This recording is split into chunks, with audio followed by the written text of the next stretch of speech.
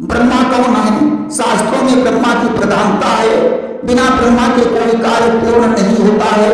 विश्वकर्मा को भी ब्रह्मा के तुल्य माना जाता है। यह शिल्पकार है, इन्होंने औजारों का निर्माण किया है। विश्वकर्मा का विवाह घृतार्ची अप्सरा के साथ हुआ था, जिससे अनेक पुत्र हुए। विश्वकर्मा के वंशज आज भी शिल्प कार्य करते हैं। भोजन के तुरंत बाद पानी क्यों नहीं पीते हैं? तुरंत पानी पीने से भोजन पचाने वाली गैस मंद पड़ जाती है। देवी देवता दिखाई क्यों नहीं देते? दो प्रकार की दृष्टियां हैं, भौतिक और दिव्य दृष्टि। दिव्य दृष्टि कठोर साधना से मिलती है। महाभारत में व्यास जी ने संजय को दिव्य दृष्टि प्रदान की थी। संजय धृतराष्ट्र के मंत्री थे। लक्ष्मी के साथ गणेश का पूजन क्यों होता है? ये लक्ष्मी धन है तो गणेश बुद्धि है। बिना बुद्धि के धन प्राप्त नहीं किया जा सकता है। विष्णु लक्ष्मी के पति हैं तो गणेश की मानस पुत्र हैं। जब माता पुत्र के पास होती है तो उसमें स्नेह होता है, इसलिए लक्ष्मी और गणेश की एक साथ पूजा होती है। ब्राह्मण को दक्षिणा देना क्यों जरूरी है? ब्राह्मण गुरु देवता राजा और इष्ट मित्र के पास कभी खाली हाथों नहीं जाना चाहिए। इसके अतिरिक्त ब्राह्मण की मेहनत देना भी जरूरी है। बिना मेहनत दिए पूजा पाठ आदि पूर्ण कार्य पूरे नहीं होते। गाय के दूध को उत्तम आहार क्यों माना जाता है? गाय एक पवित्र पशु है, उसका दूध पौष्टिक और सतों गुण प्रदान है। इसमें प्रोटीन और विटामिन उचित मात्रा में पाए जाते हैं। भक्ति में शक्ति क्यों होती है? देखिए, मोरध्वज भगवान कृष्ण का भक्त था, इसीलिए उसके पुत्र ताम्रध्वज से अर्जुन परास्त हो गए। दानी को दानवीर क्यों कहा जाता है? वीर वह होता है जो युद्ध में शत्रु को पराजित करे, परंतु कर्मवीर उसे कहते हैं जो आलस्य को पराजित करे। धर्मवीर उसे कहते हैं जो अज्ञानता को पराजित करे, तथा दानवीर उसे कहते हैं जो देने में कंजूसी न करे। देखिए, दिन में क्यों नहीं सोना चाहिए? दिन में सोने से शरीर निस्तेज और क्षीण हो जाता है। पूजा के समय आसन क्यों बिछाते हैं? पूजा करते समय शक्ति का संचार होता है, कहीं वह शक्ति अर्थिंग न ले ले, इसलिए विद्युत कुचालक के रूप में आसन का प्रयोग करते हैं। केदारनाथ के कपाट क्यों बंद होते हैं? केदारनाथ के कपाट 6 माह के लिए बंद हो जाते हैं। इस समय प्रतीकात्मक शिव मूर्ति ऊर्जा मठ ले जाई जाती है। इसी तरह विष्णु की मूर्ति पांडुकेश्वर ले जाई जाती है। अगहन से चैत्र तक कपाट बंद रहते हैं। इसका एक कारण यह भी है कि अत्यधिक ठंड होने से इस क्षेत्र में आगमन कम हो जाता है। अलग अलग मालाओं का प्रयोग साधना में क्यों किया जाता है? जो माला जिस इष्ट के लिए विहित है, उसी माला से वह इष्ट प्रसन्न होता है। मध्यमा उंगली से ही जप क्यों करते हैं? उंगली के संघर्षण से विद्युत ऊर्जा उत्पन्न होती है, या मध्यमा उंगली के पोर से होकर हृदय चक्र को प्रभावित करती है, जिससे मन निश्चल हो जाता है। हृदय में भगवान का वास है। मध्यमा का संबंध सीधे हृदय से होता है। माला हृदय से स्पर्श कराते हुए जप करना चाहिए। देखिए, ब्रह्म की माला में 108 और शक्ति की माला में 109 मन के होते हैं। 8 अंक ब्रह्म का है जो गुणित होने पर घटता है, जैसे 8 दूना 16 और 16 का मूलांक 6 1 7 हुआ। शक्ति का अंक 9 है जो गुणित होने पर स्थिर रहता है, जैसे 9 दूना 18 8 1 9 मूलांक हुआ। अब शक्ति और ब्रह्म के अंकों को जोड़ दिया तो 9 + 8 = 17 हो गया। इसका मूल्यांक 7 1 8 हुआ। अर्थात शक्ति और ब्रह्म जुड़कर सृष्टि का कार्य देखते हैं।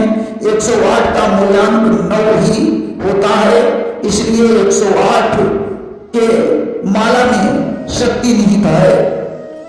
सूर्य को जल कर चढ़ाते हैं। सूर्य सारे संसार का आत्मा है। अर्घ देते समय सूर्य की किरणें साधक के ऊपर पड़ती हैं। प्रभातकालीन सूर्य की किरणों से कीटाणु नष्ट हो जाते हैं। जल पात्र को पक्षस्थल के बराबर रखें और जल की तरफ चढ़ाते समय देखते रहें तो मोतियाबिंद नहीं होता है। हाथ मिलाना क्यों अनुचित है? या पाश्चात्य सभ्यता है? हाथ मिलाने से अपने शरीर की जाती है या हाथों में चिपके वायरस दूसरे के शरीर में चले जाते हैं। गुड मॉर्निंग या नमस्ते क्यों अनुचित है? गुड मॉर्निंग अंग्रेजी शब्द है जिसका प्रचलन ईसाई धर्म में है। यदि किसी के घर में कोई मर गया हो और प्रातः काल आप जाकर कहीं गुड मॉर्निंग यानी शुभ सुबह, तो वह जलकर आउट हो जाएगा। नमस्ते का अर्थ होता है तुझे झुकना, अतः यह शब्द भी सम्मानजनक नहीं है। शुद्ध शब्द है प्रणाम या चरण स्पर्श करना। माँ को मदर या मम्मी क्यों नहीं कहना चाहिए? चर्च में रहने वाली महिला को मदर कहा जाता है। मम्मी का अर्थ होता है मसाला लगाकर रखा गया मृतक शरीर। भारतीयों के लिए तो माँ और माता शब्द ही श्रेष्ठ है।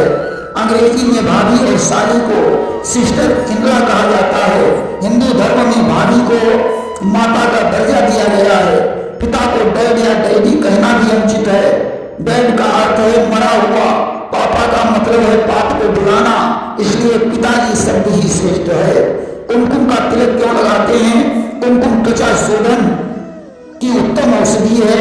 इसका तिलक लगाने से मस्तक में क्षमता नहीं आती। यज्ञ की भस्म यज्ञ का प्रसाद है, इसलिए भस्म धारण की जाती है। सब जलाने या दफनाने में क्या उचित है?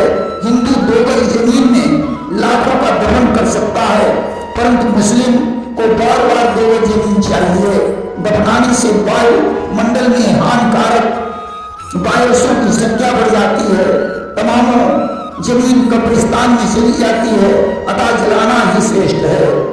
फूल किसे कहते हैं? मृतक व्यक्ति की हड्डियों को फूल कहा जाता है। फूल के बाद ही फल आता है, संतान ही फल होता है। मृत्यु के लिए उत्तरायण और शुक्ल पक्ष श्रेष्ठ है। जब राम विष्णु के अवतार थे और परशुराम जी भी विष्णु के अवतार थे, तो एक साथ अवतार कैसे हो गए? भगवान समर्थ हैं, वे सब कुछ कर सकते हैं। यज्ञ पुरोहित का अर्थ होता है यज्ञ करने का अधिकार प्राप्त होना। इसे ब्रह्म सूत्र भी कहते हैं। यज्ञ पुरोहित में 3 धारों का मतलब है ऋग्वेद, सामवेद और यजुर्वेद की रक्षा करना या भोग स्वाहा तीनों लोगों को निर्देशित करता है। इसके धारण करने से त्रिदेव प्रसन्न रहते हैं। 3 वर्णों के लिए 3 गुणों से युक्त है। इसमें 6 धागे होते हैं। हिंदू हिंद शब्द से बना है, जिसका संबंध हिंद महासागर से है। हिंदू से हिंदिया और हिंदिया से इसे इंडिया कहा जाने लगा। भारत श्रद्धा और विश्वास का देश है। आर्य समाज क्या है? 1875 में महर्षि दयानंद सरस्वती ने हिंदुओं में आई कुरीतियों को दूर करने के लिए आर्य समाज का गठन किया था। उनकी पुस्तक का नाम सत्यार्थ प्रकाश है। बुद्ध के उपदेशों को अपनाने वाले बौद्ध कहलाए। आर्य कोई जाति नहीं है, यह एक सम्मानजनक शब्द है। रामायण महाभारत में अनेकों जगह इसका प्रयोग हुआ है। सनातन धर्म क्या है? सनातन का मतलब होता है हमेशा से चला आने वाला। हमारा देश वसुधैव कुटुंबकम को अपनाए हुए है। वर्ण व्यवस्था क्या है? वर्णों की उत्पत्ति विराट पुरुष के द्वारा हुई है। सिख धर्म के प्रवर्तक गुरु नानक हैं। चौथ के चंद्रमा को देखना क्यों वर्जित है? चौथ के दिन भगवान कृष्ण को स्मंतक मन की चोरी लगी थी। चंद्रमा ने गणेश जी की हंसी की तो उन्होंने उसे घटने बढ़ने का श्राप दे दिया। वह गणेश के चरणों पर गिर पड़ा। तब उन्होंने कहा कि अब तू सूर्य के प्रकाश से प्रकाशित होगा, पूर्णमासी को पूर्णता आएगी। भादव की चौथ को मेरा श्राप प्रभावी रहेगा। इस दिन मेरा जो पूजन करेगा उसका झूठा कलंक मिट जाएगा। वही वैज्ञानिक दृष्टि से चतुर्थी को चंद्रमा ऐसे त्रिकोण में हो जाता है जहां सूर्य की विषैली किरणें चंद्रमा पर पड़ती हैं, जो चंद्रमा से होकर पृथ्वी पर पड़ती हैं। इसीलिए चौथ को चंद्रमा का दर्शन नहीं करना चाहिए। ये पुरुषार्थ 4 हैं, आश्रम 4 हैं, दिशाएं 4 हैं, इसलिए धाम भी 4 हैं। उत्तर में बद्रीनाथ, दक्षिण में रामेश्वरम, पूर्व में जगन्नाथ, पश्चिम में द्वारका। 4 धाम 4 वेदों के प्रतीक हैं। बद्रीनाथ यजुर्वेद का, रामेश्वरम ऋग्वेद का, जगन्नाथ अथर्ववेद का और द्वारका सामवेद का प्रतीक है। देखिए स्वास्तिक अनेकों धर्मों में प्रचलित है। यह गणेश जी का साकार विग्रह है। इसे लक्ष्मी का प्रतीक माना जाता है। इसकी भुजाएं विष्णु का प्रतीक हैं। ये दो ऋणात्मक शक्ति प्रवाहों के मिलने से धनात्मक आवेश में बदला है। लक्ष्मी जी ने रुक्मिणी से कहा था, गंदा रहने वाला, दिन में सोने वाला, आलसी, गंदे कपड़े पहनने वाला, अधिक भोजन करने वाला, कलही, मलिन, निंदक, असावधान और निर्लज्ज व्यक्तियों से मैं दूर रहती हूँ। देखिए भगवान ने मनुष्य को न तो मांसाहारी दांत दिए हैं और न मांस को पचाने के लिए आंत। इसका सीधा मतलब है शाकाहारी बनो। बिल्ली राव की सवारी है, डायन का प्रतिरूप है। दो बिल्लियां लड़ती हैं तो वहां झगड़ा जरूर होता है।